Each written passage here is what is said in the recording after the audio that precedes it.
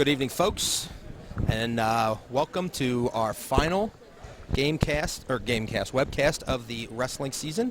This is Tom Hunt coming to you from Bermudian Springs. I'm joined with my partner Dave Bowersox as usual. Good evening, ladies and gentlemen.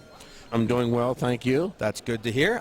We're getting ready to do the introductions here for Bermudian Biglerville, one of the big rivalries. I think maybe a little not as good this year as in the past because Biglerville is a little down, but we will get a chance to see one of the top 10 teams in the state, and Bermudian has built a very good program over the last 10 to 15 years, and Dave, you would know about that, having had to go up against them. So, what do you think? I mean, what's the biggest key for them just maintaining the high level they've been able to do? Well, Bermudian Springs they just have been going on and on and on since probably the mid-90s, and Coach McCollum has done a fantastic job with the program. He has continued to, and he had some help back in the day. I can remember I thought Trevor big guns back talked about that on Tuesday. When they had that the youth club. I forget what they were called. Now, Bermudian comes in with a 17-1 record overall. They are 5-0 in the league, so they've clinched a part of the championship. A win tonight wins it outright for Division III. They're also, kind of an odd thing we talked about a little bit before we started, was their first three, even though they had lost to Boiling Springs on Saturday, a decent match, 33-23. But I think that's kind of one of the odd things about using a power ranking, isn't it? The fact that you can lose to a team, yet your power ranking's higher because maybe you've wrestled bigger schools. Yeah, evidently they have more points from the power rankings, which is what the district goes by. Yep. And so nothing else really matters. We'll find out as the year goes on. Do you think maybe tweaking it and adding a head-to-head possibility might to increase points? Don't you think that could be something that could help avoid this situation? I think if a team beat the other team, they ought to be ahead of them. But that's what I think too. But hey. We're not making the rules. That's right. When you're just going based on crunching numbers, that's what's going to happen. So now Biglerville comes in at 4 and 9-7 overall. They're right on the cusp of making the team district. So I'm not sure. I believe that Saturday's matches will count towards the overall power ranking. So if they have one on Saturday, that would help them.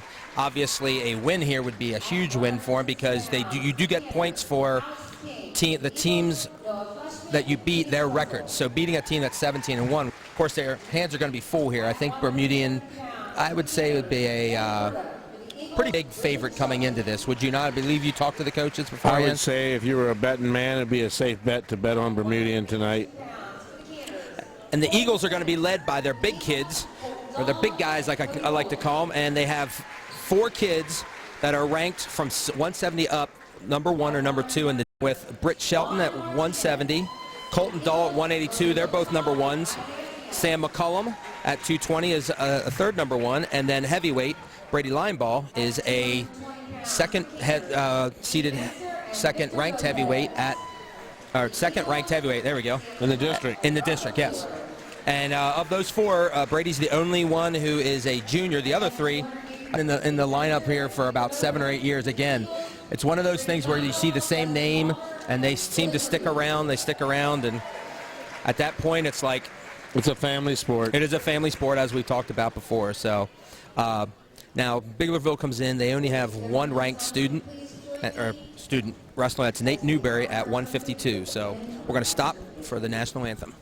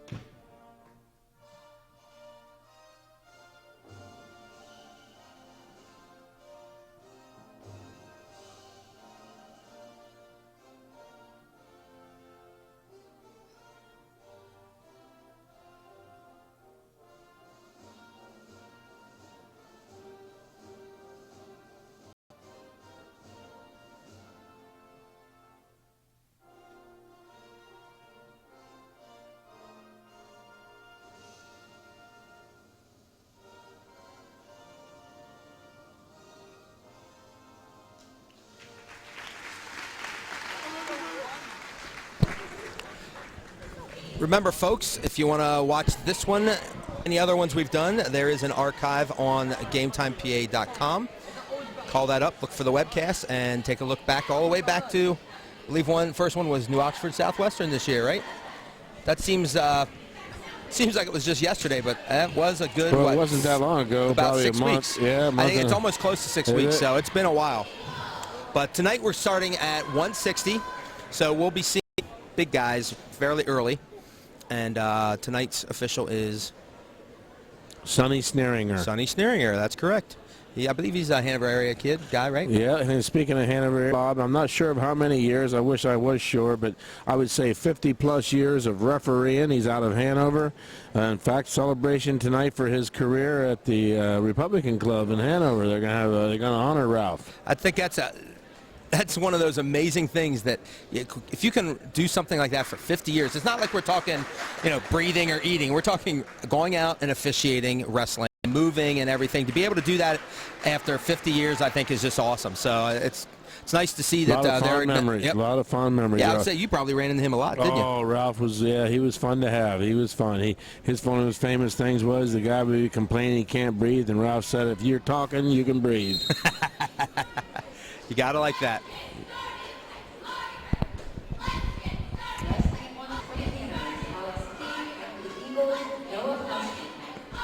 So we have Fleischman out for Bermudian. And I, of course, did not catch the Biglerville wrestler. Get that for you here in a second, folks. Wow. Splato there. That would be was Alex there. King. Alex King for Biglerville. And Alex is able to get to the edge before Fleischman gets a hold of him. Fleischman actually is one of the other district-ranked kids. He's ranked 4th at 160 for Bermudian and is only a sophomore. So here we go, another sophomore in the lineup. Taking kind of like the Colton Dahl, right in that middleweight area. Get your time in, and when you got kids like that to work out in the wrestling room, sure does make you better quick, doesn't it? Yes, he's probably wrestled 100 matches in the last 2 years. Swear and here and everywhere else, So he goes to the front headlocks, trying to come around. King's able to fight out of it, and we're down to under a minute left. And considering it's a 0-0 score, at least we've had some good action here. Not too much dancing around, feeling each other out.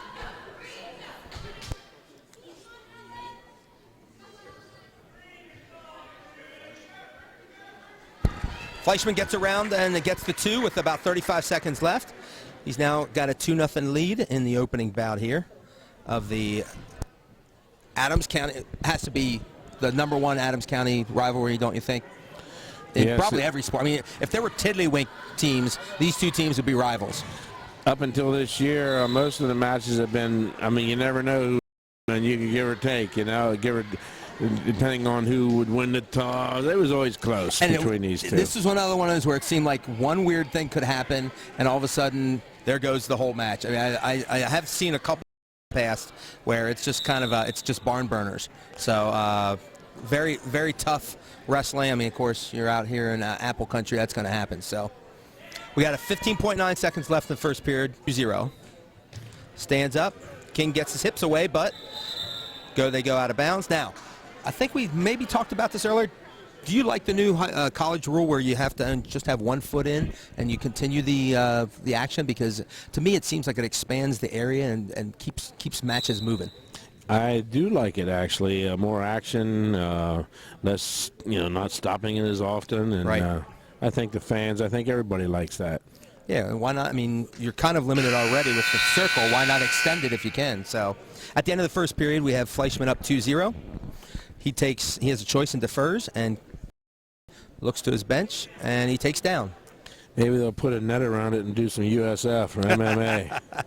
Do you watch that at all? I'm not a fan. I can't watch it. I just started it, actually. Really? Adam Martin got me. Okay. And is this a friend?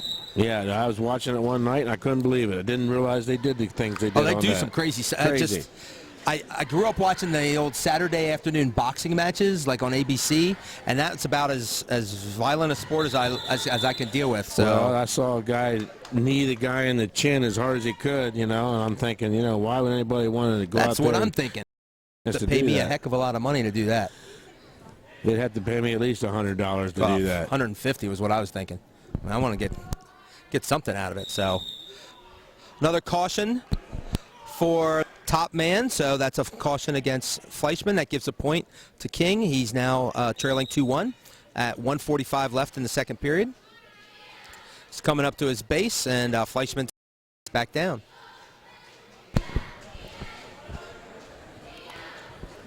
Whoa. Oh, looks like he's trying to power King over to his back. He's got a half in deep, but he's going to probably run out here on the edge, and there it is. There's a muscle move there. Turned the bar into trying to put it in a deep half off of the bar. Fleischman reminds me of those seniors. Like he looks kind of a little bit more mature for his age, and he slapped together pretty good. Physical kid, obviously. Yep. I mean, you got to be physical if you're wrestling middleweight as a sophomore.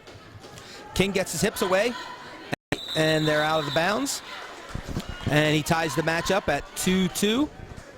He looks like he's a gamer. He looks like he wants to go for the pin. He gets a little high. That's why this guy slips out. That's on why him. he slipped out. 18 left. 2-2 tie. Fleischman with the only takedown. King just standing in the middle.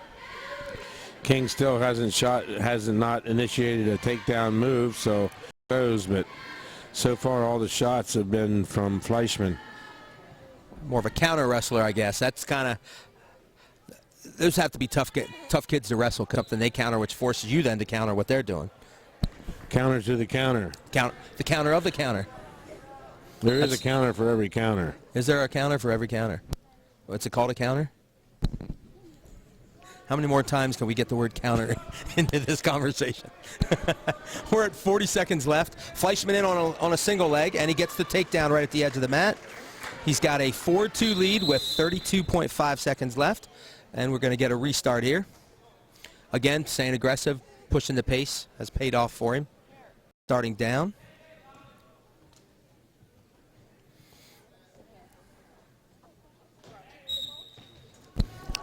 Tight waist off the top. Stops the first move, right? That's what you teach the top guy. Well, stop the first move to his feet and escapes with 22 seconds left. Obviously, Fleischman feels pretty comfortable. Tell you what, him being a counter wrestler. Tell you what, cat mouse, and he just got the 2 with 9 seconds left to take a 5-4 lead. So he was waiting for that little mistake, and Fleischman. Now he's got to hold him down for 9 seconds to try to maintain this advantage. Goes to the tight waist. I didn't hear you say what year is King. King, oh, you know what? I have it over here. He is. You know what? I don't have it. It's not on my. It's not on my website. Could be. He might have a little more experience because he looks like he is. He's wrestling a smart match. He is counter wrestling. So Fleischman takes down as we would have expected for the third period. Trailing 5-4. Goes for the standing cradle. King gives it up. And we're 5-5. So far, Fleischman with a slight edge on his feet, but King having shown this last, at the end of that period, that he scores. So now at this point, with neither guy doing, really not a stall call for either guy, correct? If they're both standing right there. Now, if Fleischman keeps pressing the issue, we might see Sonny bang him for a stall. Yeah, I don't know if he's running out of gas out there or not. Looks like King's sort of back in the groove here, doesn't it? Yes, it does. It's off the restart with 1:23 left in the bout.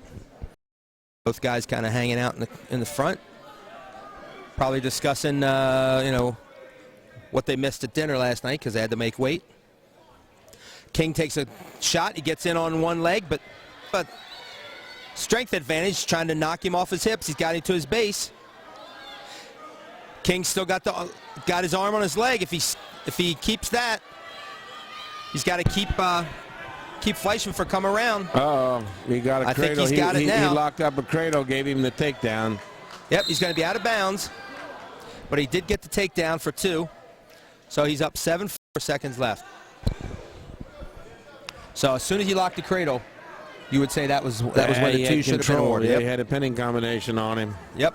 And I didn't quite see how he slipped it around. Start to pull him over to his back, but he was out of bounds, so there was nothing to worry about there. So off the restart, Fleischman again looking a little high on the back, working for wrist control.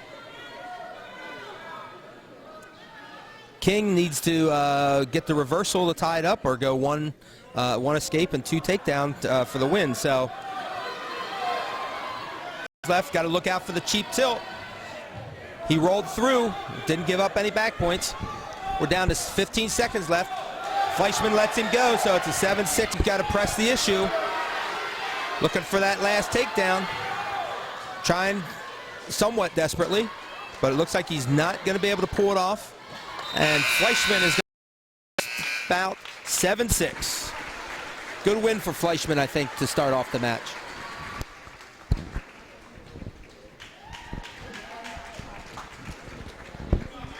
That was a good match to start out with. Good close match.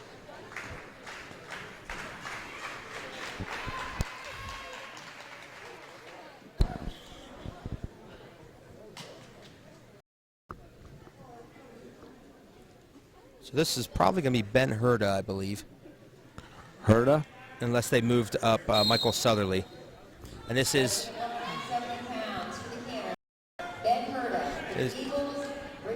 And this is Britton Shelton. Britton was a state qualifier last year, so he's got a lot of experience in his. So Shelton grabs a 2-0 lead very early on Herda. I heard of him. You heard of him? I heard of him too. Herda's one of those Biglerville names, isn't it? Herda is a Biglerville? No, that's isn't it? No. That's Herda from Biglerville. Yeah. Yeah, Shelton. Glad you got me straightened out on that. Yep. Shelton's a pretty slick wrestler from the neutral position, but I think over the years he's got a nice turn. With he lets go of both. He gets 2 points. Now he wants to go back to get the next pair of back points. And you'll see the kids do a lot of that. They'll get the 2. They'll release. They'll show their hands to the official, so it looks like they're kind of like, I don't know, like look, nothing in. Once they see that, they'll go right back to the same thing. So he's got a 4-0 lead with 45 seconds left in the first period. And he just decides from a 4-1 position. He goes very slick. Very nice high crotch. Britton is a very slick wrestler. There he gets the 2 on the edge, and he's got 28 seconds left. He's up 6-1. He's very smooth. That's why I have to say that's one thing I really like. Pull him in. Watch Shelton. He's very smooth, very confident in what he does, and I would think he will do some good things at the district and state level again this year. So he's looking for the tilt. He's got 7 seconds left. Can't quite get his hips out from underneath, and we're going to go, I think, to the second period with a 6-1 lead for Britt Shelton in the 170-pound match.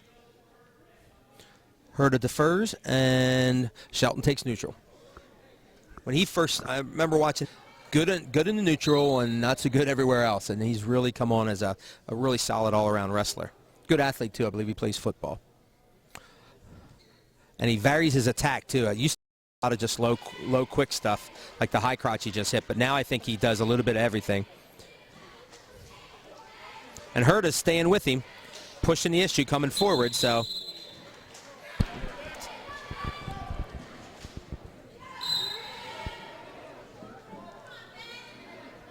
Now, a guy with quickness may have a quickness edge. Did you want your kids to kind of like try to maintain some kind of control up top, like arm or like around the head to slow him down? I mean, is that one of the things you would get your kids to do? It all depends on what series of takedowns.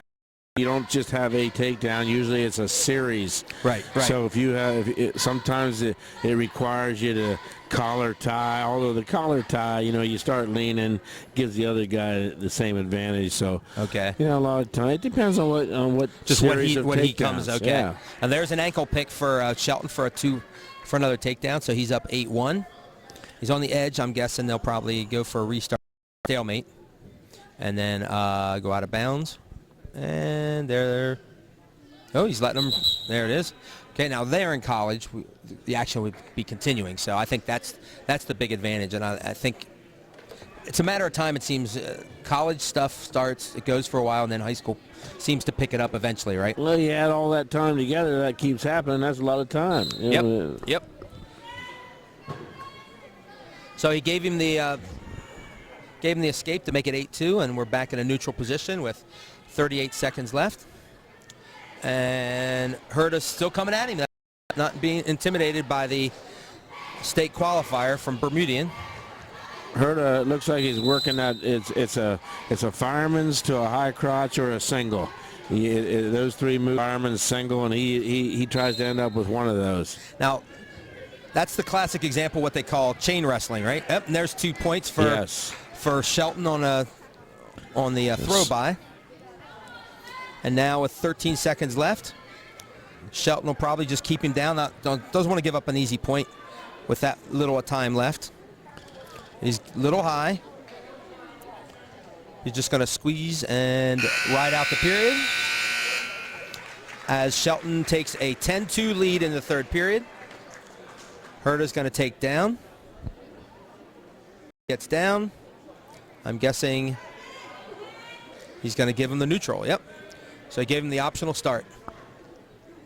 I always think that's the smart thing to do when you're going to give the optional. Make sure he goes down, he gets in his position, and then give it to him. That way he has to stand back up. So he's got to use a little more energy. So an 10-3 lead in the third period. Now takedown and escape will keep it at a 8-point decision, so he'll get the major, so he can afford at least one more of those. My guess would be Shelton does want to try to get bonus points when he can. So they're trying to see muscle battle which guy's there. stronger. Yeah, I'm sure that you get to see that probably a lot of different spots in wrestling, don't you? Since it is strength is such an important part of the game, but not the only thing. Herta's in on a leg. Shelton's got a little length to him, so he kind of goes to a split.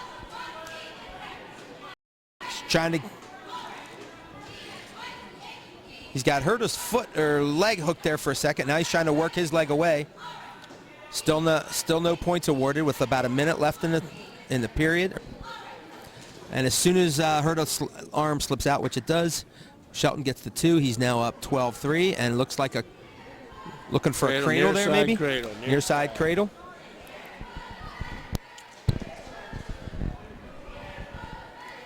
Yep, and couldn't quite get it locked up there. So he's on a leg, and it looks like he's just trying to ride him out, maybe turn him for a couple extra points. 35 seconds left in the 170-pound match. Bermudian already up 3-0 with a decision in the first match.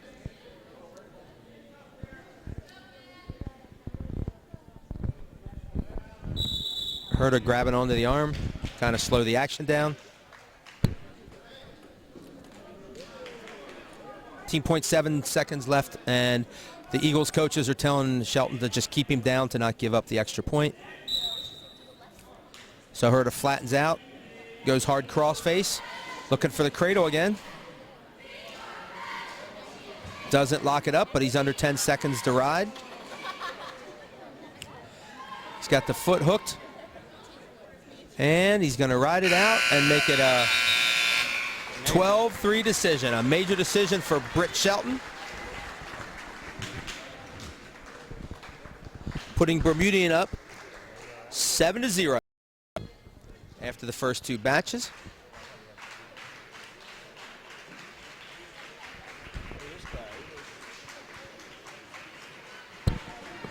That's a strong-looking lad. And the same coming out for Bermudian.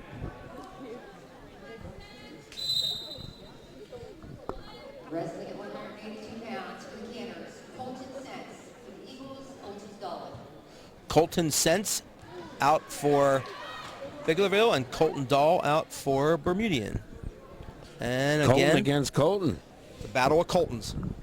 And Dahl gets the first takedown, and he's another state qualifier that's coming back. So he's got a pretty good set of kids that have a lot of experience here.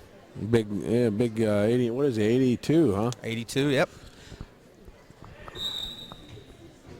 I think Bermudian is hoping to get that state team tournament because the schedule they wrestle and being able to wrestle Boiling Springs a couple times, I would think would give them an advantage that maybe they could do some damage there because they do have a lot of depth and a lot of good battles. Plus the individual battles that they get to that take place, so give them some something to practice again. Know what to do to beat the opponent. You get to see those kids from different parts of the state.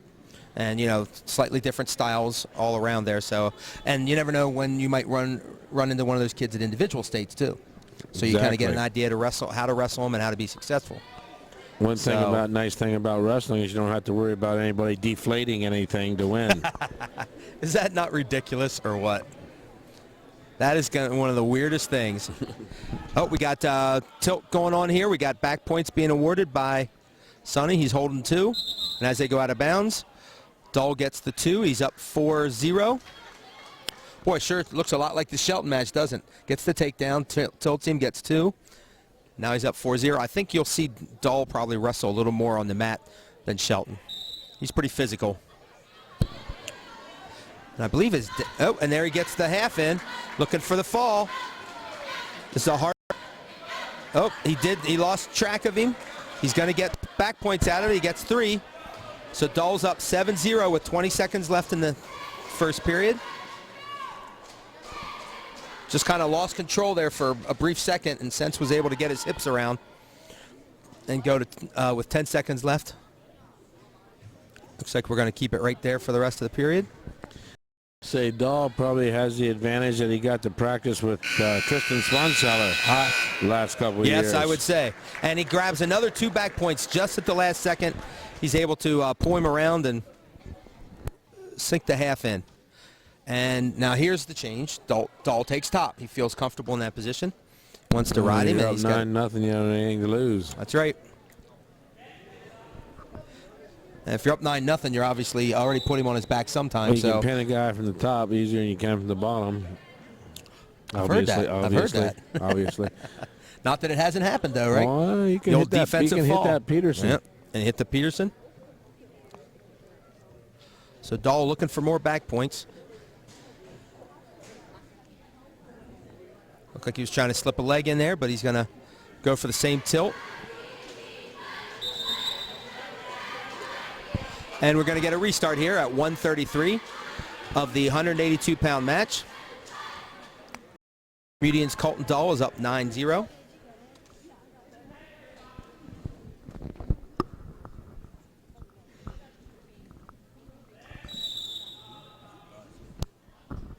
So we got a caution for, I believe that would be the Bermudian wrestler, Colton Dahl. What are they up to now? You're allowed 2 cautions and you get penalized and then a point. On the third one? Yep, you got it.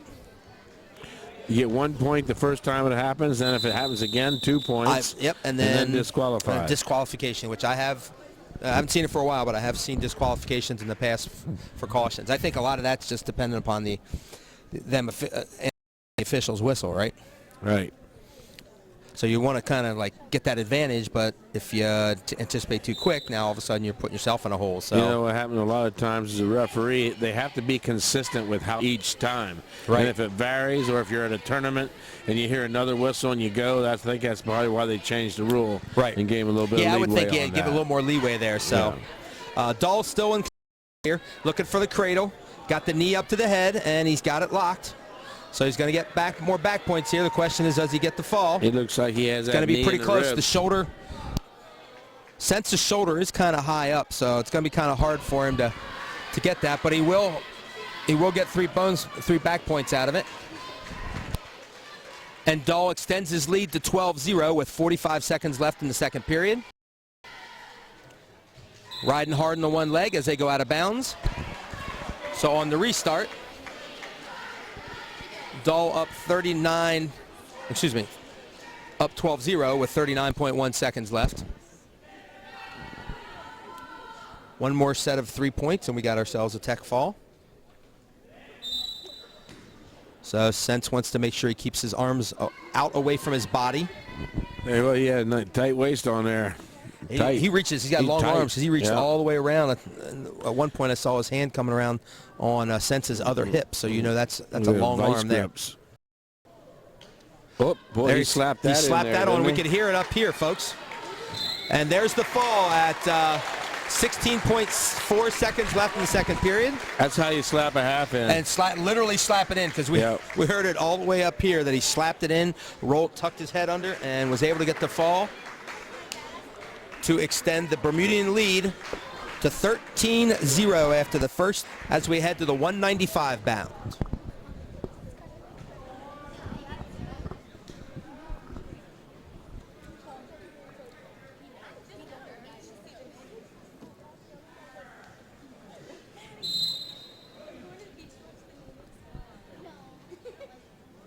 I believe we have one of Biglerville's captains, isn't it? I believe so.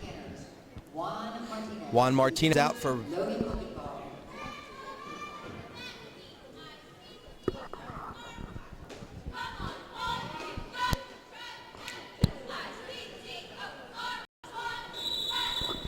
Yeah, they're picking at each other here, testing each other out.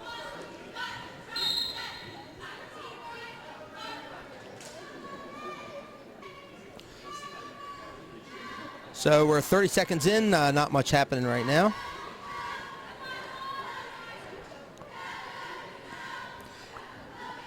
I'm trying to verify the Bermudian Springs wrestler. Collar tie going on. Just sort of playing around with each other to see if there's something they can do here.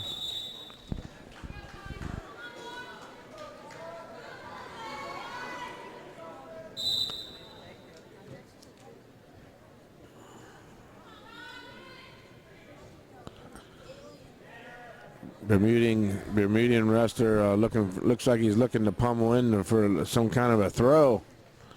And you see a lot of those kind of things with the big guys, don't you?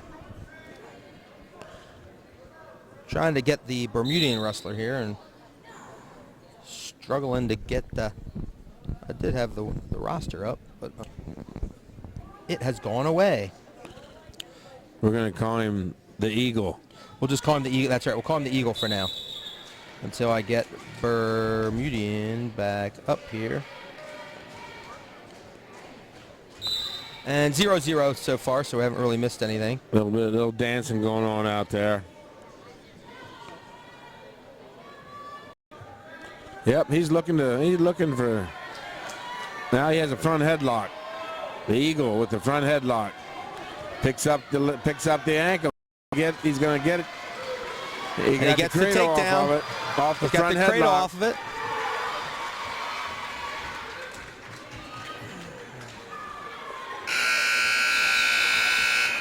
You can pick the near ankle or you can pick the far ankle off of that. He picked the far ankle. That was a nice move.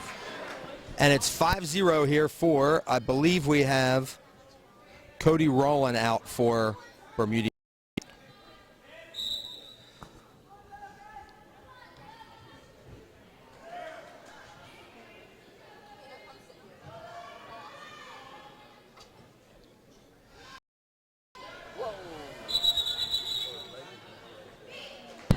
Looked like he twisted his leg up pretty good there. Looked like he was going to break in half there for a minute. That did look kind of nasty, didn't it? Yeah. Looked like a Joe Theismann.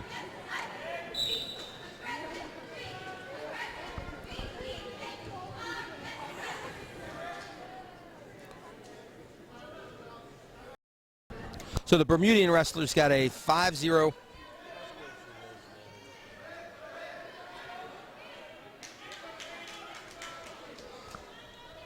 So Cody Rowland, we believe it is. Oh, Logan Luckenball. Well, you know what? That's Logan Luckenball. Oh, there he is. He is on the roster. They have him listed as a 285-pounder. What the heck's going on there? That's kind of weird, isn't it? Yeah, so we got a Luckenball here at 195.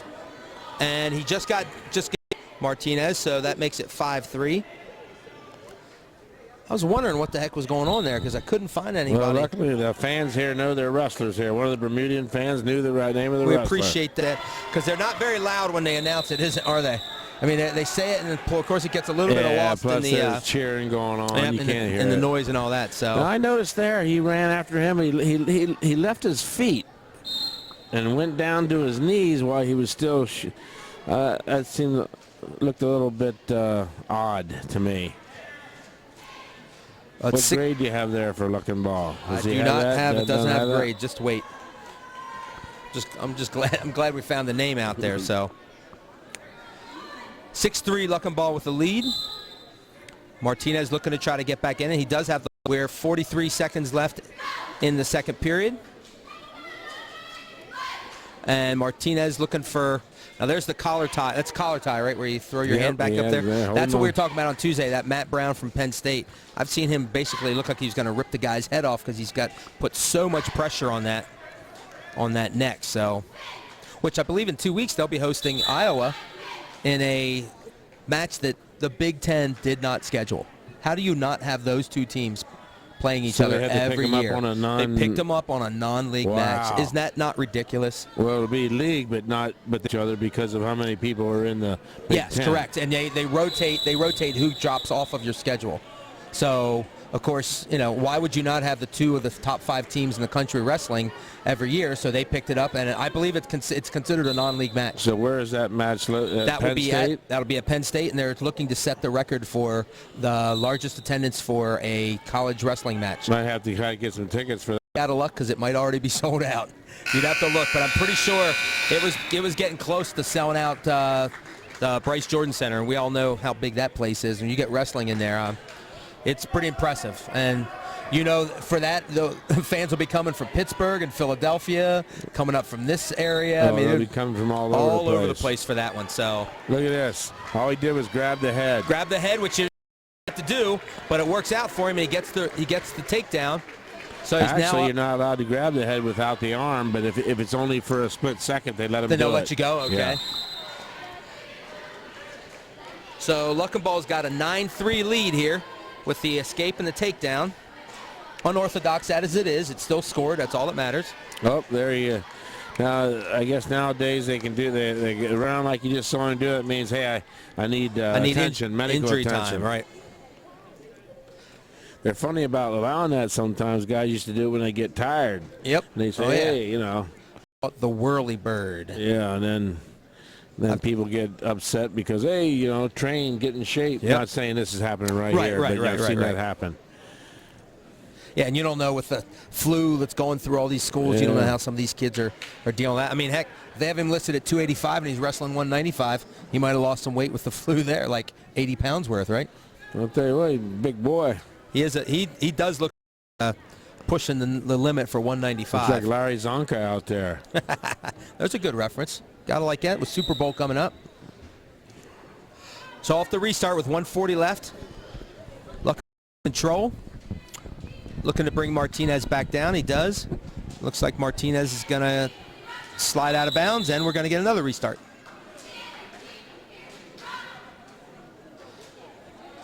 He looks like a 220-pounder.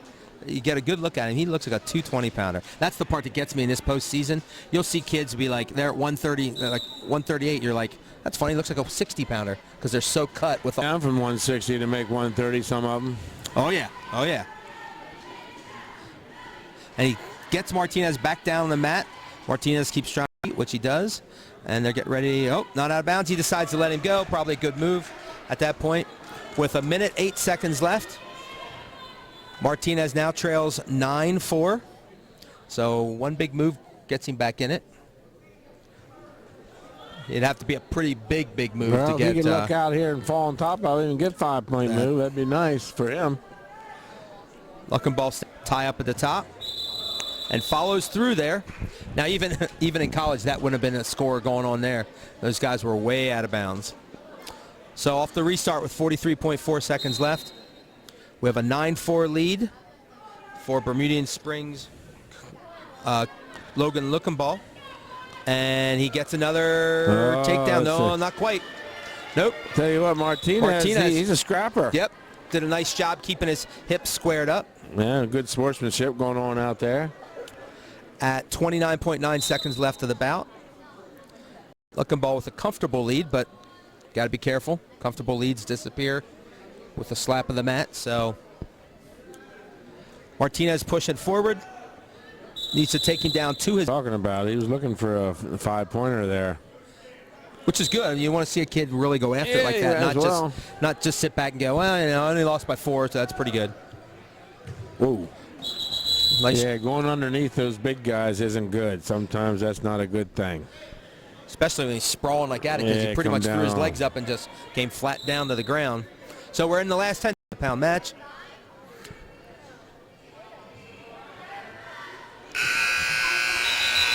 And Bermudians, Logan Luckenball comes through, 9-4 decision.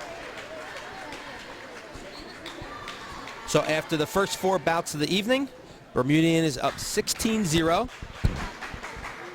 And we should be seeing the third top-ranked kids, Sam McCollum, coming out here at 185.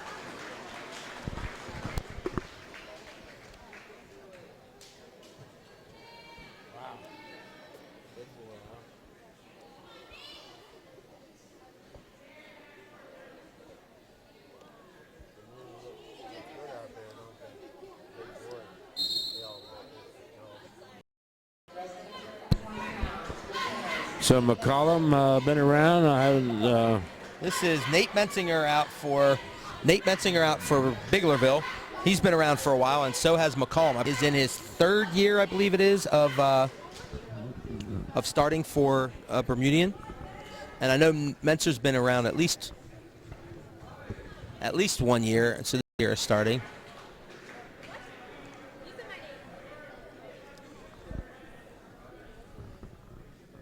So Bermudian comfortably ahead 16-0. I think McCollum surprised a lot of people last year. He had a good run. I believe he made the state tournament as well. Of course, going up to that regional, where you go to regional and you had to take your kids up there, qualify for states up at Wilson. That's right. That was a meat grinder. Now, District 11. Yep. Now with Becca going up to AAA, that should help open up some spots there. So it'd be very interesting to go up there and see who ends up claiming, or is it more District 11 kids? Do more District 3 kids get through? So I always felt bad for District 1 up there. Yeah, they usually slide 1 or 2. Yeah, they get 1 or 2 of their champions. That's about it, because let's face it, down that way, District 1, it's all about the big schools. They're always going to be good. The double-A schools, I think they just one of those things where it's not a priority for the schools. I think they like their baseball and football down there. Yes. And they seem to be pretty good at track a lot, too. So McCollum's in on Mensinger deep, but he's able to get off of it. He switches back, spins around, and gets the 2 left in the first period. That's good work from the big guys. Some good quick movement for those big wrestlers. And McCollum will tilt you. He does not mind wrestling on the mat. Here with this I do. Mensinger, you say? Mensinger. Menser. Nate Menser. That's a Biglerville name, Menser. That's a definite, yep. Yep. It's a definite name there. So off the restart with 12 seconds left. Menser stands up. McCollum trying to pull him back down. Does get him down. And looks to rock, which I think he's going to be able to. Both guys will be content there. And McCollum has a 2-0 lead after the first and has a choice. He defers, and Menser does take down. Figures he'll go for the point, I guess.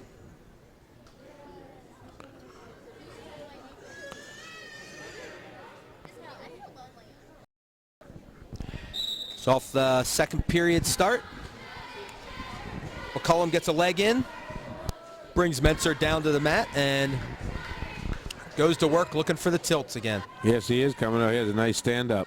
Nice stand-up, and unfortunately for him, McCollum seems to be just as adept at getting him on the mat. So he has not been able to get an escape here, and were we in college, I think we'd be pretty close to getting into the riding time point.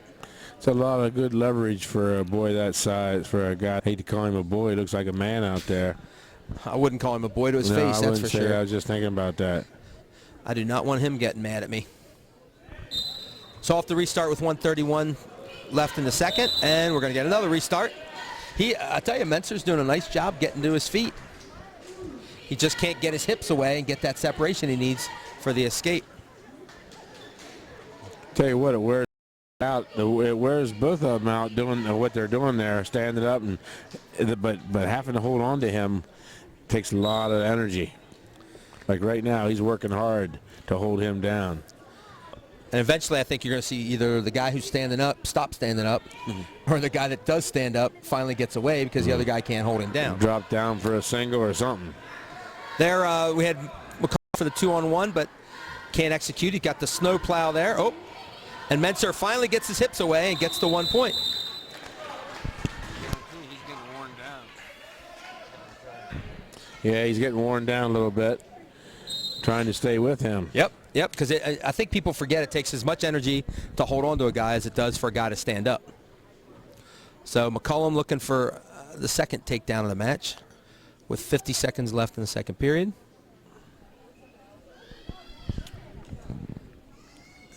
And one more match, and then we get the little guys to come out, the old lightweights. McCollum is looking for wrist control. About 35 seconds left. Menser gets his arm away and ready to go at it again. He likes that. He wants that. Oh, he's going for a double underhook. Looking for the underhooks. Looking for a souffle. Yep. Nice move there. And that would be two. He gave that to him. He gave that to, or did he? Yeah. He might have called that off. I don't know. Wait. Let's see what he did. See. Yep. Yep, he did call that off. He did call that off. He took just like the Lions and the Cowboys. Yep. Throw the flag and then call it off. Yep. Which that's a little frustrating. Good thing I'm not a Lions fan because I would have been super upset. Are you really? Oh, it killed me. Yeah. There was super the first upset chance at that. to ever win, to get into the Super Bowl. Yeah. They're one of the few teams that haven't. And aren't they like they hadn't won a playoff game in It's been in the 80s when Sanders was playing. 80s, that's what it was. Yeah, I was a little disappointed that they picked up that flag because all year long they had been calling that, and then all of a sudden they pull it out and they pull it up now. I mean, all right, folks, at the end of the second period, a 220-pound match. Sam McCollum from Bermudian has a 2-1 lead. It's his choice, and he takes down. Now we'll get is on Let's the see bottom. what kind of move he has off the bottom here. Look for the breakdown on top and the move from the bottom. And just a tight waist and a stand up. Another stand up. Stand up from the bottom, tight waist. Careful, and he decides. Too much to handle. He can't get him down. Knew he couldn't get him down to the mat. Doesn't want to give up the stall call, so he just gives him the point. So it's 3-1, and he stays within striking distance. Because all he needs is one takedown. Neither guy's been warned for stalling. Well, he threw him a while ago. Yes, he did. Now McCollum gets the front picks up headlock, that reaches ankle it, gets off the that ankle. front headlock. Yep. Yeah, that's a nice has gone right there. And he does finish, although you grab that front headlock and you hook that chin and you pull on that, and the guy really can't for that ankle. You got him. And once you get him, yep. It's a great move. Looked like that might have been close to being out of bounds. A couple of the Biglerville fans are kind of yelling about it, but Sonny's sticking with his call.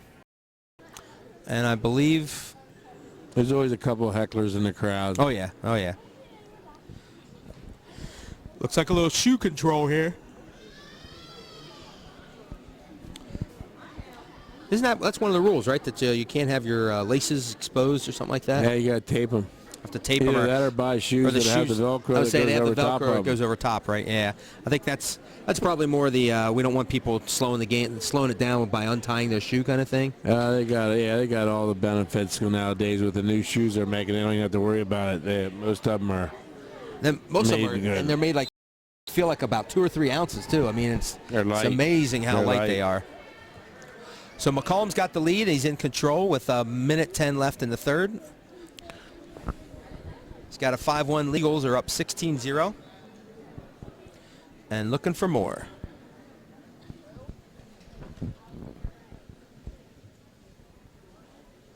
And next week, Team Districts, one of my favorite weeks of the year.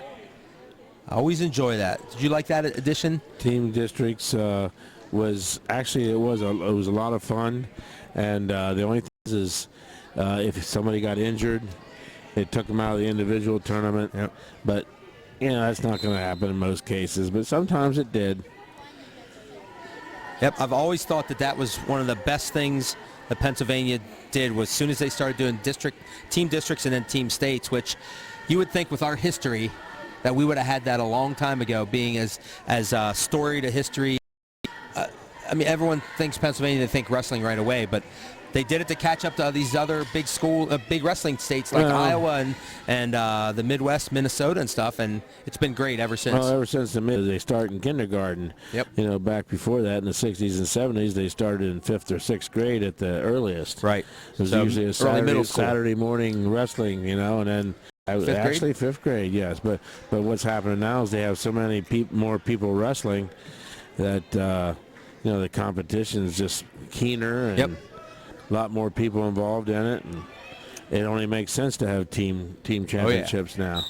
Back then, it was known as an individual sport. Period.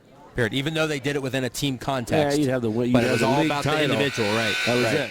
Rides out the end of that third period for a 5-1 decision in the 220-pound match, as Bermudian extends their lead to 19-0. And I believe we're going to have Brady Lineball coming out for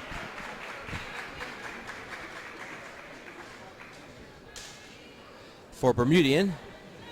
And for Biglerville, I'm not. You know, it's getting to be so. I can remember when you would have team elementary tournaments.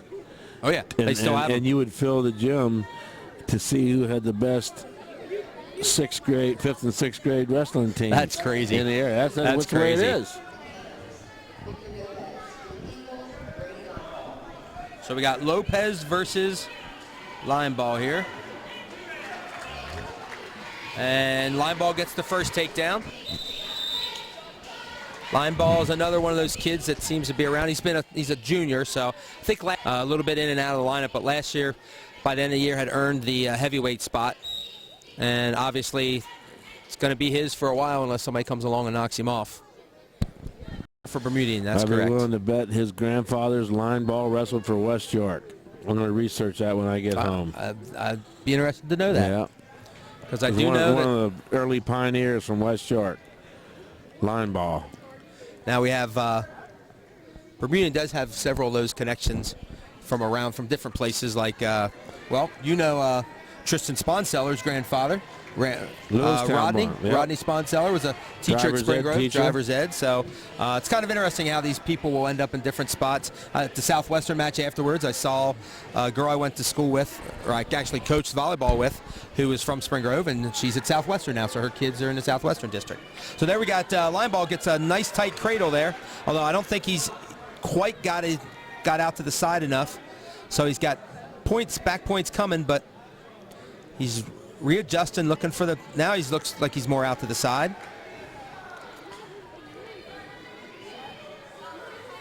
Still looks like it's going to be pretty tough for him to get it from that position. He has to get that bottom knee in his rib. Now he goes the other way and kind of extends out, and he gets it. With 13.9 seconds left in the first period, Lineball gets the fall with the cradle. As Bermudian extends their lead 9-0 over the Canners.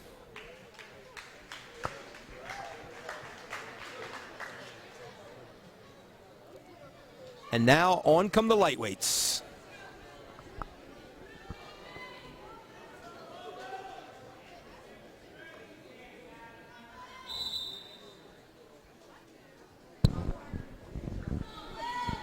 Wrestling at 106 pounds, the Canners, Will Davis for the Eagles, Landon West.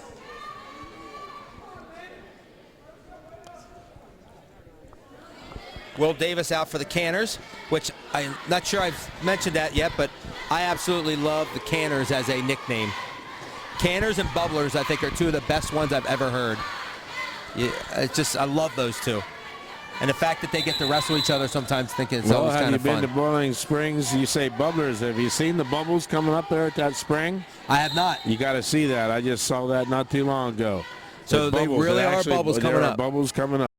Cool. I often wondered where, you kind of hear, like Spring Grove. Well, Spring Grove came because there was some trees beside a spring, so Spring Grove. You hear those kind of things. Or the Rockets. Of course, the I think Rockets. a run. Well, no. You sure? Yeah, John Glenn's capsule actually landed in Spring Grove one time, accidentally in the creek. In the creek. Oh, man. Well, speaking of the creek, oh, wait, I'm not sure how to transition out of that, folks. We do have West gets the early takedown as he's up 2-0 with just under a minute left. And they're going to get out of bounds and get a restart here.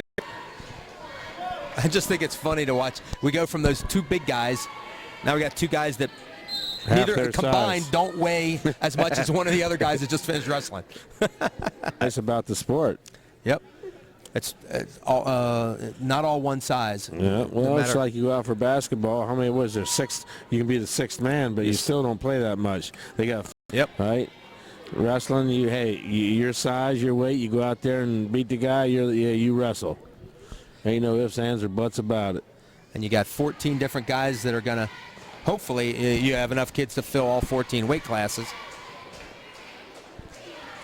So we're getting the last 10 seconds of the first period of the 106-pound match. And they're going to go out of bounds with 4.4 left. Landon West from Bermudian in control.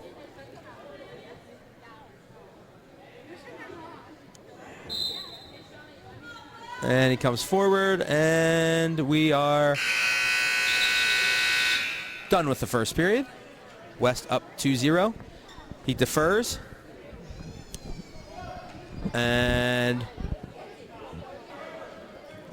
must feel like he can do something from that position. Maybe scout it out. Although it looks like West is going to get the switch on him. Still has his leg. Yeah, and now he has it. Now he does not. And West gets the reversal, and he's got a 2-on-1 going. A bar and a wrist, it looks like. Or maybe a bar and a half. There goes the bar and a half. They call that the Tuya. Tuya. Yeah, you have a bar, and on the other side, you get under and you pull it towards you, and then you sit with the bar. So you Tuya. So yeah. Gotcha. See, as he's pushing that bar, he's underhooked that other arm, and he's pulling it toward him on the far. Oh, the guy got his arm out of there. But I think he just got it again, right? Now he has it. Now, would you teach your kids to sit in this position here? To sit, you can sit with that. Or just keep the pressure on? It depends on, well, right now, that guy's shoulder's probably up a couple inches, the way it looks, and he might want to try to sit with it to see if it works, or go over top of his head. Right, I was saying, put more weight on that actual shoulder. Yeah, he got him with and that. He gets him.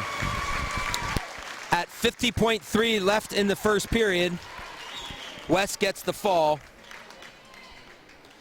And Bermudian now is up 31-0. Boy, I wonder when the last time Bermudian was up 31-0 on Biglerville. Well, I can tell right now there's indication. Look right here, the stands, there's not a whole lot of people in there. Stands yeah, this there. is not. Usually Biglerville has it. So, you know what? Every once in a while, depends on the athletes you get. You know, sometimes you have the horses, sometimes you don't have the horses. Yep. But as long as everybody out here is getting a lot out of it, individuals are all improving themselves. All right. So we got a forfeit there, but I'm not sure who it was. Billy. It was Oberlander. Okay. I didn't see that shoulder thing there. So we're up to 120, folks. Wrestling 120 pounds for the Canners. Brandon Miller for the Eagles. Brady Sanders. So we got Miller and Sanders. Brandon Miller out for the Canners. Tell you what, I see them working a lot. Notice Bermudian is working a lot of front headlocks. They got that chin. Now, the referee should be looking at that because you're not allowed to crank the chin. If you crank the chin, it becomes illegal. Hard to tell. It's hard to see. Correct, right. So a lot of times you can get away with a little bit of a crank on that. And you got to, there it is, spin around off the front headlock. They're working that front headlock series rather not. So Sanders gets a 2-0 lead here, and we're going to restart because Miller's headgear came off. The night in that Spring Grove Red Line match when we wondered what that problem was when it was a guy's mouthpiece. Oh, was that what it was? Mouthpiece? Yeah. Now, mouthpieces, those, I think the rule is that they're required if The guy had braces, and he didn't have a mouthpiece. Yep, that's all. Yeah, you got to be careful. Boy, it sounds like that sounds almost like a deflated balls thing, but it was a point, right? Yep. So we're 2-0 with under a minute in the first period. Brady Sanders with the lead over Brandon Miller. I misspelled that there. Had it Braden.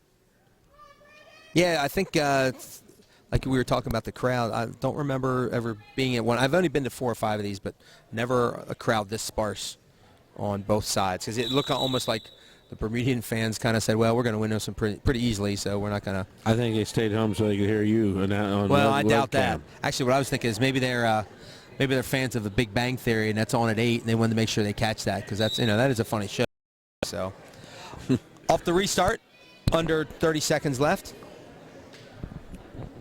Sanders in control, 2-0 of the 120-pound match.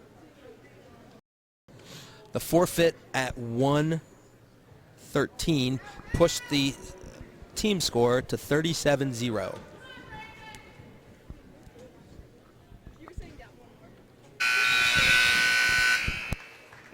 I will say this: I've thought about this driving up.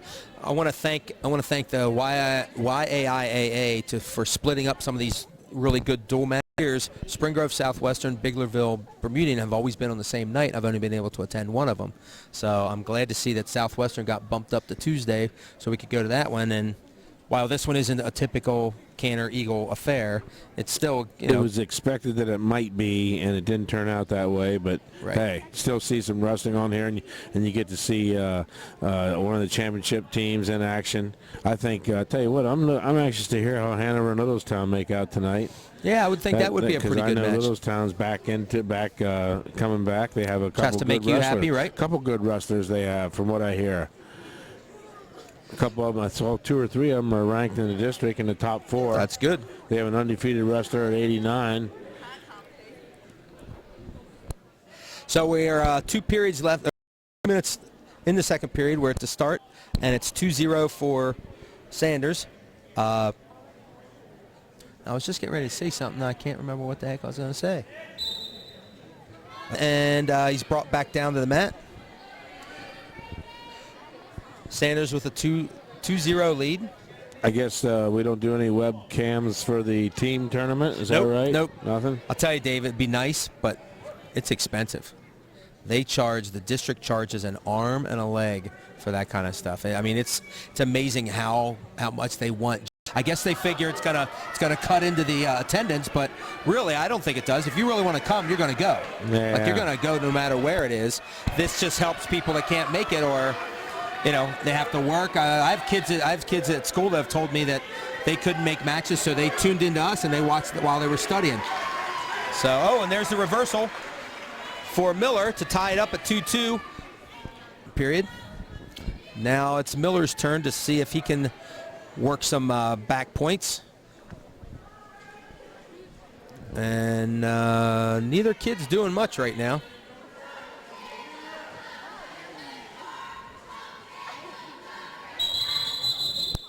And I believe we have blood coming again. So blood time on the Bermudian wrestler. There we go. But well, folks, don't forget, if you want to keep up on all the sports, there's let me try it again. At the App Store, you can get the GameTimePA.com app to keep up to date on all the scores of next week's team districts, which I think it's nice. Now they have the semifinals and wrestlebacks at Spring Grove High School. So it's nice to see that gym packed watching wrestling when you have 4 mats going on. It does get a little tight, but it's a very nice gym. It's a nice setup. Say that again. Who's wrestling there? That would be on next Thursday. It's the semifinals and the wrestlebacks, because now they have the wrestlebacks for AAA because they want to make sure they get the best 4 teams through. And I think that's the best thing you can do as a district, is you always want to be represented by the best kids, best teams possible. Semifinals and wrestlebacks. Yep. Where's the finals? Then the finals would be next Saturday at Milton Hershey in the afternoon. So we got gets his hips away. Gazzoni out. Gazzoni. And Sanders gets 22 seconds left in the period. He now has a 3-2 lead. Looking to close out the period with a quick score, but down to about 10 seconds. I'm sure Biglerville's looking for a win out of one of these matches coming up here. They don't want to get shut out, so they're definitely going to have to pull one out here soon. And we're going to go to the third period. And this is going to take down, trailing 3-2. Looking for the reversal to take the lead or the escape to tie it up and then win it from the neutral position. He grabs the still trying to put the pressure on the hips, but there he flattens out. Now Miller's got to work up a little bit and start to look for back points. Well, if he can't turn him, he's going to have to let him up. Again, neither a wrestler with a stall call, so we don't have to worry too much about that right now. It looks like he's got the low leg hooked, some kind of tilt.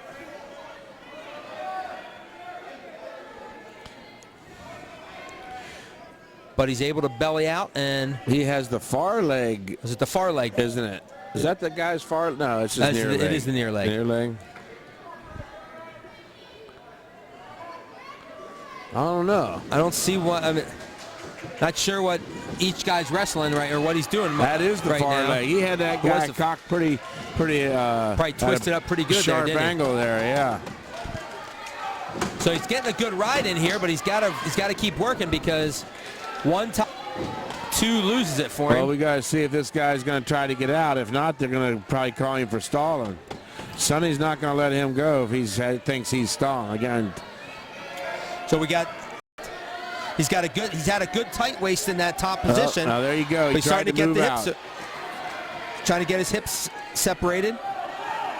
Looking to snap you back. We saw this at Southwestern where Spring Grove kids sat out and then they got snapped back. We're under 20 seconds left. Looks like he's got a good arm bar in. He's got to work out to the skins. Yep. I'm surprised he didn't give that guy a warning. Now he's looking to turn him to put icing on the cake, but it doesn't. It's not going to have any effect, he folks. held him off. Yep. A good solid ride out of Brandon Miller for 2 minutes there to put the Canners on the board with a 3-2 decision. I'll tell you what, the Bermudian lad there, he moved just enough off the bottom to keep himself from getting called for stalling. Just enough. But not enough to get the point to tie it up and get the escape, so. No.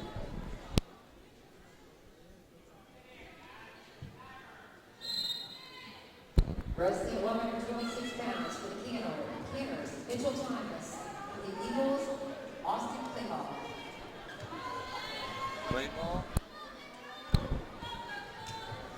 Nice throw by. Thomas for Biglerville, and Clayball got the opening takedown for Bermudian. Clayball, that's another Hanover area name. You see them in all. Usually New Oxford. Oh, there's a slaps him in a cradle pretty quick there. Trying to kick that leg out. And he's going to take the 3 points, make his lead 5-0, and go about his business again.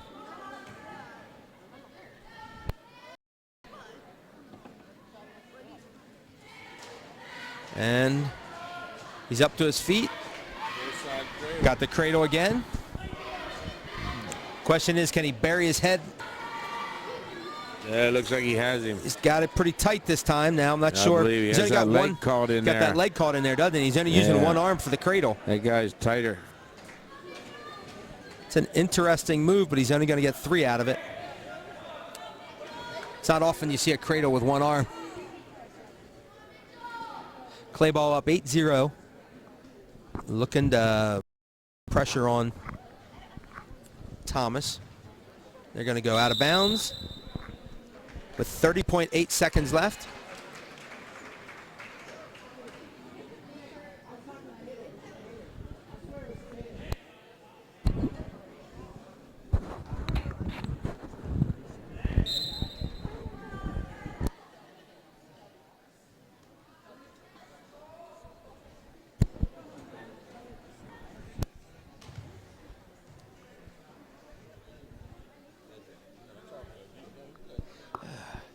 left.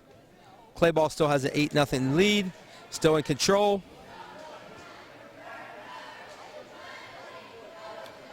And we're going to end the first period there as Bermudians Austin Clayball has an 8-0 lead after the first 2 minutes of the 126-pound match. Bermudian up 40-0. And Clayball has choice, takes neutral.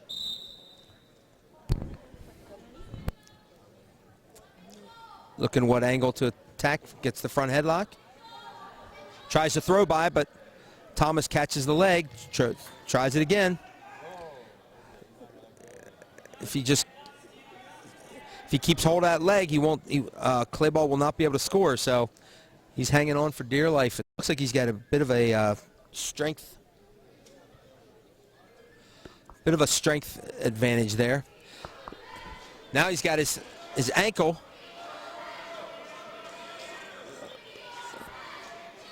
I feel as though maybe I was going to say I thought a stalemate was coming soon. So little gymnastic action there, getting up, huh? Yep. Well, if you got that energy, I guess go ahead and do it. It's a nice round off. I couldn't do it. I couldn't do it when it's his age, and I'm certainly not going to do it now. So Clayball bulls his way in, gets the front headlock, looking for control.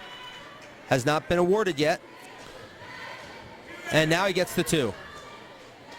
And he's going to go about where he did the first period with a 10-0 lead.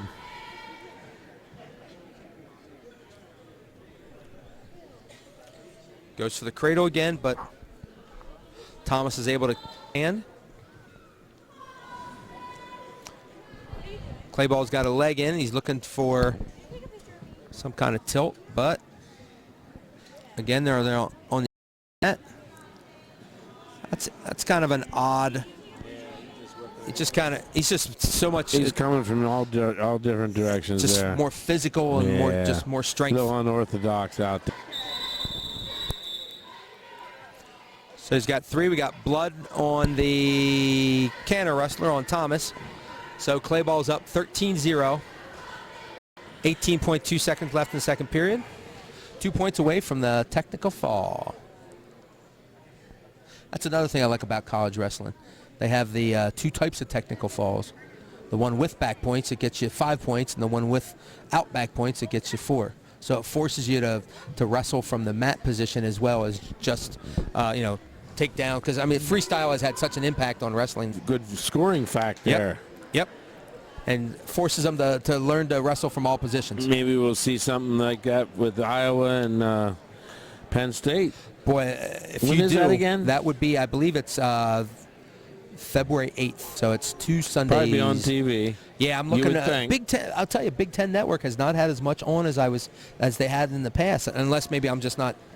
I try to look for them and don't seem to catch them as much. Well, it's funny how sometimes at certain levels, just like they try to do away with wrestling in the Olympics. Yeah, what is that? Nuts. Ridiculous. Actually, especially when you think wrestling was the first sport in the history of man. History of man, you're going to dump that? That's just ridiculous. Yeah. So Clayball looking to hold on. He.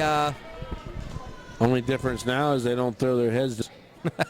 They used to behead them and throw their heads so the lion could eat it. Kind of think they'd catch some flack for that somewhere down the line. No, it doesn't happen anymore. So we end the second period. Clayball up 13-1. And we got Thomas taking top. So he's going to see what he can do from the top position. Clay is back for his head and looking for the headlock. Trying to hip him over. He gets he's out to the side a little bit, but still not facing up with. Thomas is holding on to that leg, but he loses it there. Still considered in control.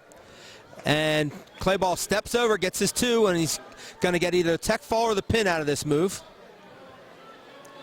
So the question then becomes, there it is. The fall at 1:19 of the third period of the 126-pound match gives Austin Clayball 16 points and moves the score to 46. Bermudian. 46 zip. They're going to have to pick one up here soon.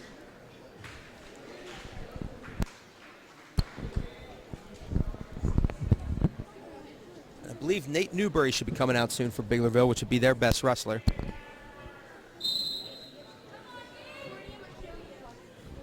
Another front headlock. How about that? Wrestling 132 pounds for the Cannons, Gabe Bay. Eagles, Jerry Miller.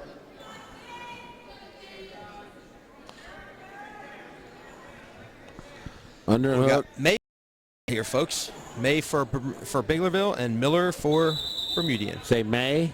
May and Miller. The battle of the M's. Yeah, he likes to secure. It's funny how teams will get, like, you'll see certain Spladle. teams doing things. Looking for the spladle. No, he could have had it there. I guess they Nope. didn't pick it up. It was there.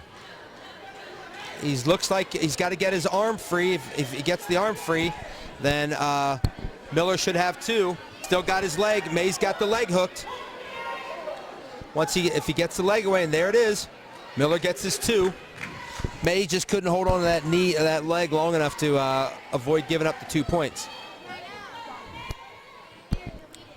So under a minute here. May May trailing 2-0. Miller looking to extend the lead, currently 46-0.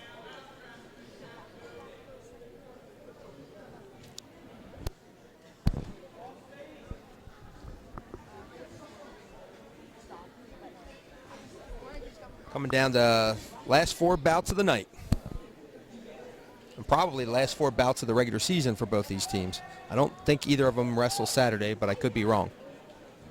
Actually, I could tell you in a second, folks. I actually have their schedules here.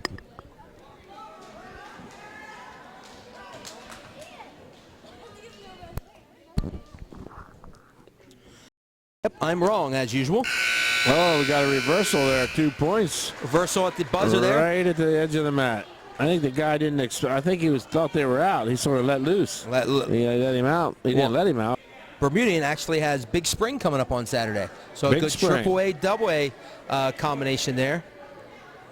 Depending on how Big Spring is doing, they could pick up some. If Big Spring's having a good season. That's right. If they're not having a good season, they don't pick up very many power points because it depends on the wins and losses. Right. Exactly.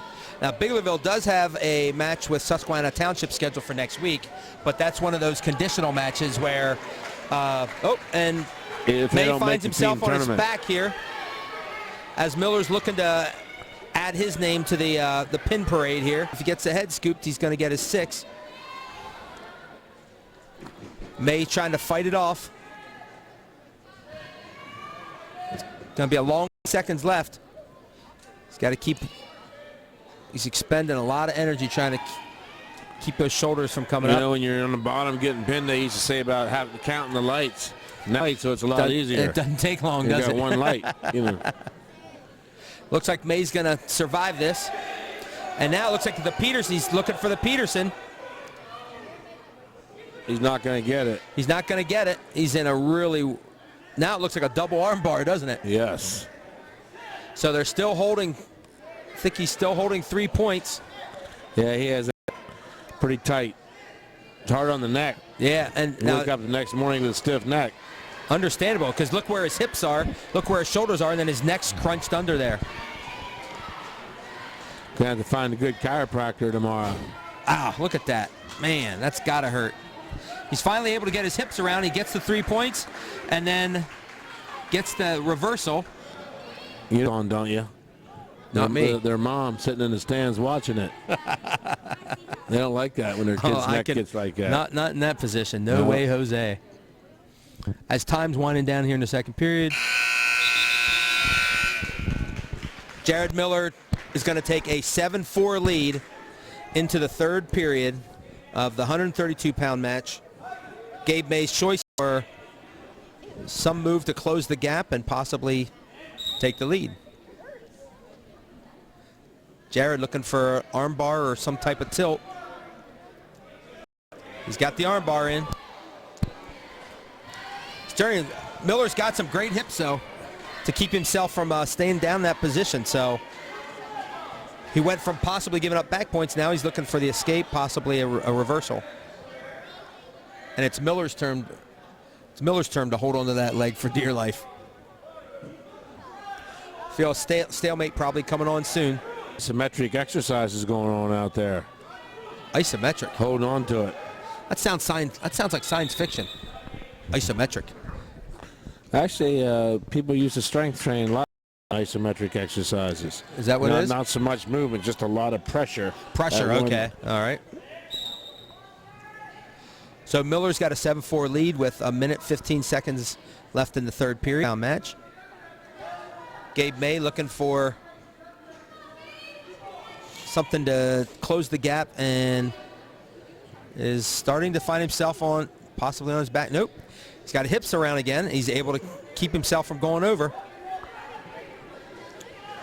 Tell you, it's nice. Both kids are working hard. The guy on top is not coasting. He's obviously the guy on the bottom isn't just content with losing 7-4. No, he's looking for a win here. He wants out. Now there's a case right there where you're on the bottom, you're trying to move. You know, I've seen a couple guys on the bottom pretend like they're doing stuff, but they weren't. Just the one guy was doing it. Under 30 seconds left. And it there looks like he's a Peterson that's at right now. He's trying to get the Peterson. He gets it. Is. If he gets the back points, look, he's going to get back points. I'm not so sure that he got him, but yep, he got him now. He just won that match. He just won that match. Peterson is going to get him and he's going to get 3 back points out of it. There's one of our favorite moves. Now, right now, he might get a point taken away. Looked like he was getting a little physical. No, he's going to let him go. I don't think he was trying to hit the kid. I think he was just excited. I think Sonny raised the wrong guy's arm there. So Biglerville gets on the board with a come from behind win. A nice win for Gabe May.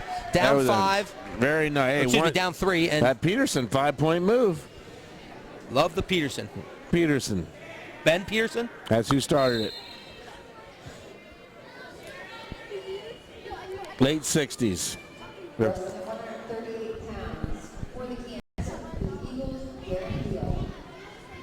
Another Menser.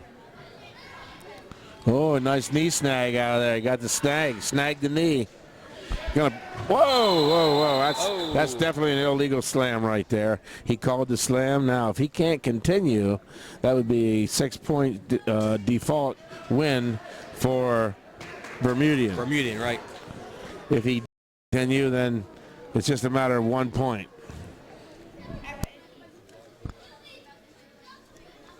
So now the trainer's going to come out, take a look, make sure everything's all right. Of course, you don't want your kids to wrestle, if they're hurting anyway. Yeah, you got to watch it. There's a lot of liability involved there. He took a pretty good smack there. Looks like he might be, I don't know, if he's going to have him wrestle or not. It's a tough decision sometimes. Yeah, because you got, like you were talking about, the team districts, you got kids that you need them for that, so you want them to stuff like tricks, and it could be a wrestler who's slated to do real well in the individual, but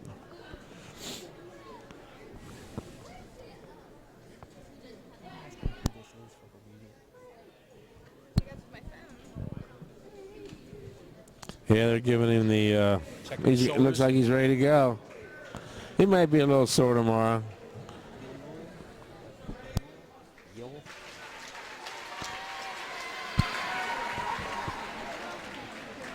All right, so the Bermudian wrestler, we're trying to track down his name. I believe it's Beal.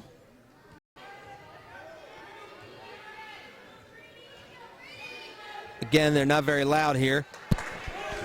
I don't know if he knocked the stuffings out of him or not, but he has a cradle on him now.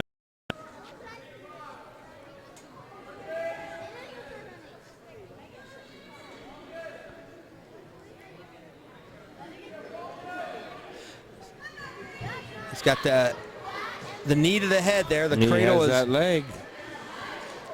Along with the cradle, he has the leg like the last match.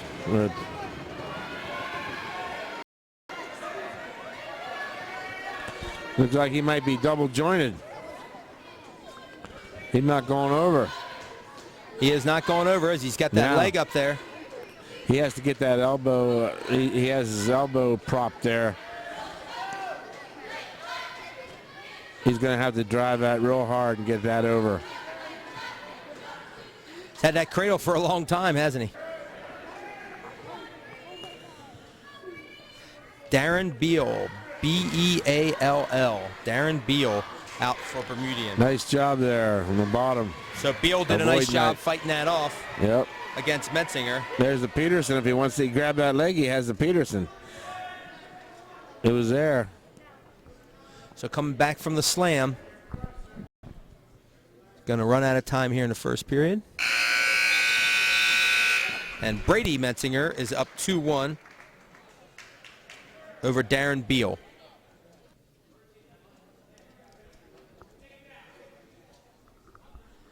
And Beal's going to take down.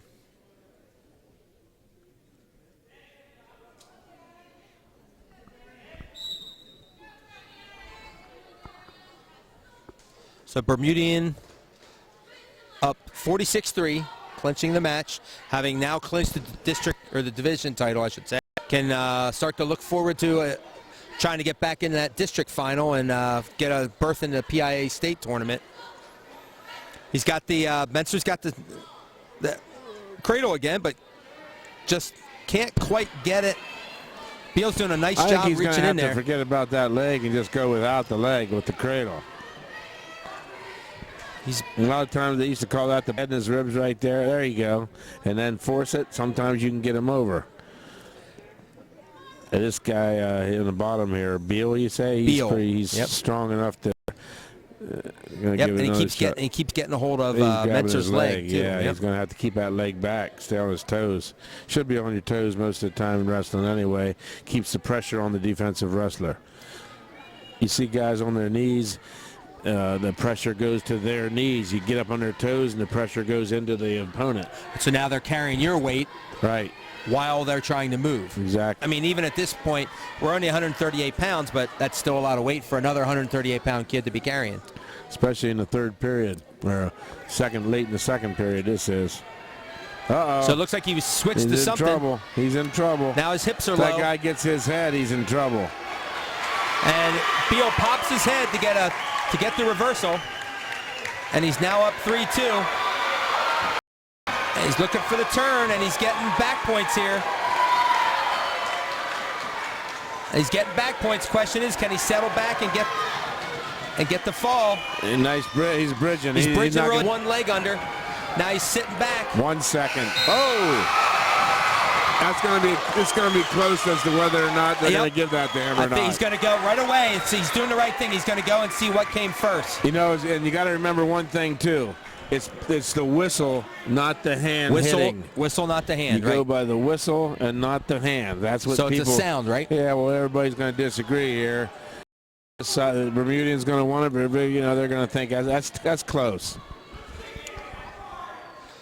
So he's going to say that the whistle came first. I believe I heard him say shake hands.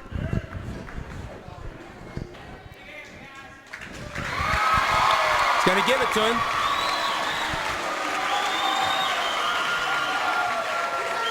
Nate Becker, the Bermudian or Biglerville coach, is not happy, which I don't think I would be either. I'm not sure.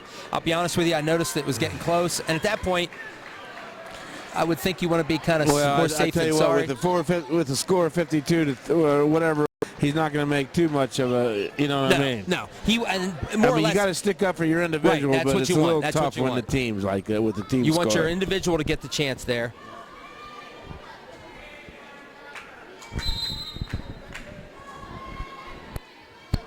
Wrestling 145 pounds. For the Canners, Brock Asper. For the Eagles, I think if I remember correctly, the timekeeper is the person responsible to make that call at the table. I kind of remember that. I think you're right there.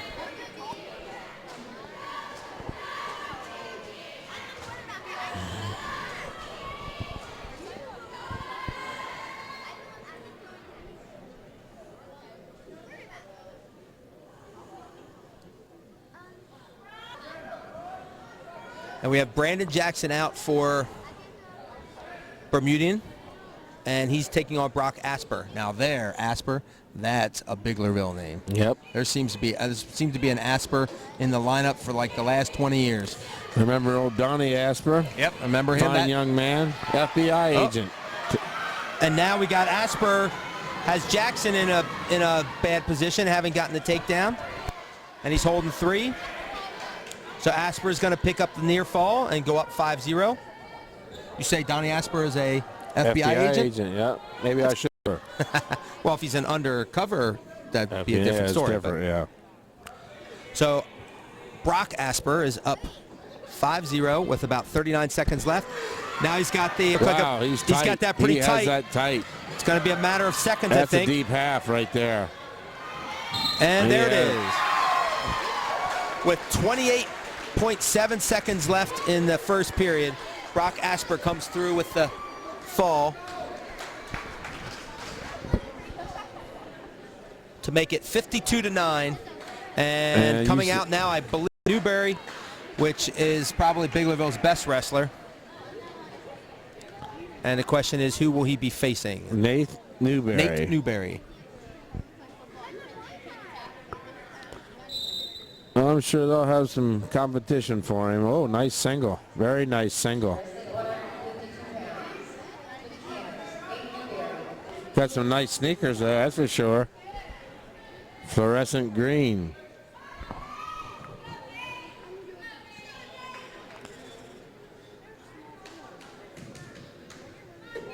Picking up some T-bar tilt, 2-on-1 tilt. And as usual here at Bermudian, the name for the Bermudian wrestler trails off, and we did not. We're trying to find this. It's 4-0 now. 4-0 for Nate Newberry.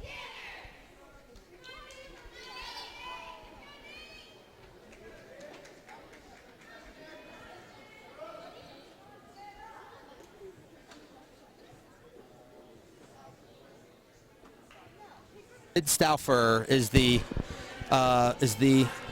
wrestler out for Bermudian, according to the Bermudian fans, which we would like to thank again for their help, because I don't know what happens. It's like when the announcer goes to finish the Bermudian name, she must pull away from the microphone because it gets lost very easily.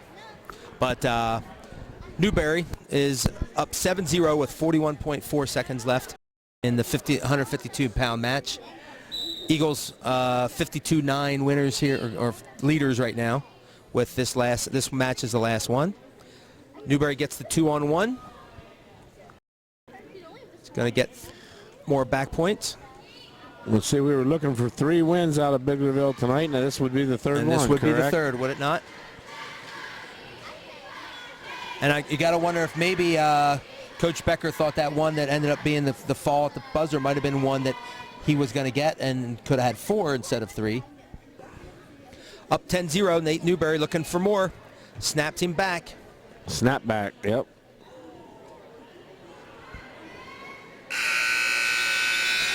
And is going to take a 13-0 lead into the second period. Almost the 2 points and they're done. Almost the rare first period tech fall. So we're going to start a neutral position. Newberry, all he needs is a takedown for the tech fall. Team on his back, he'll look for the pin. They'll let it go until they see if he gets off his back. But at this point, he might be content just taking the takedown to take the 15 points to end the evening here. He's in again. He gets the 2. And nice duck under. 28 seconds into the second period, Newberry gets the ball. Tell you what, Newberry's somebody to watch here in the postseason. I think he's been pretty solid the last couple years. Believe he has another year under his belt that he could be pretty good in the future as well. For our final broadcast of the year, coming from Eagle Land, we have Bermudian easily taking the rivalry match 52-14 over the Canners. I would like to thank you all for tuning in. I'd like to thank my partner Dave Bowersox. It's been an enjoyable year. Thank you for allowing me to help you out here. wrestling fans, get ready for a fun postseason here, both team-wise and individuals. We got some good wrestling going on around here. My favorite, might be my favorite part of the whole high school season, sports season, is the last 3 weeks of the wrestling season. And folks, watch for Tom Hunt's article. He'll be writing about it. I will be doing some articles. Yes, I will. So, and they'll be appearing on GameTimePA.com as well. For Dave Bowersox, this is Tom Hunt. And you have a wonderful evening and a great winter, and watch the snow this weekend.